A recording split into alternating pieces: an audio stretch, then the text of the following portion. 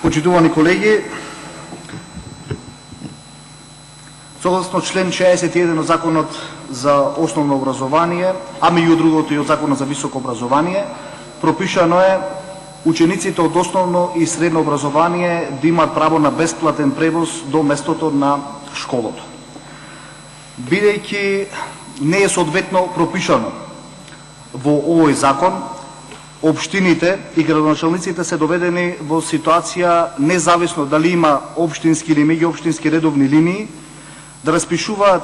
тендер и јавни набавки за превоз на учениците, кои што согласно тоа што овој проблем не е решен соодветно, цената по ученик достигнува 10-кратно повисока цена отколку онаа која што се пропишува со редовните линии. Со овој закон кој што го поднесуваме по скратена постапка, бидејќи и времето и рокот е многу краток, затоа што учебната сезона почнува практично од 1 септември, се пропишува бесплатниот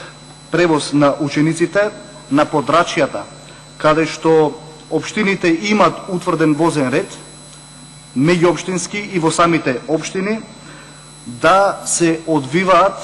по начин кој што се утврдени од советите на општините. Односно, кога еден ученик е над 2 километри оддалечен од местото, меѓу местото на живење нормално и школото, да нема потреба општината да распишува тендер и јавна набавка за неговиот превоз и за сите ученици во истиот тој склоп, туку истите да имаат право да се превозуваат до школото по со редовните линии по цени утврдени од општините и меѓуопштинските дозволи. На тој начин и преку нормално овој предлог закон и цената на превозот за учениците ќе се намали, а нормално и општините ќе заштедат пари на граѓаните. Благодарам.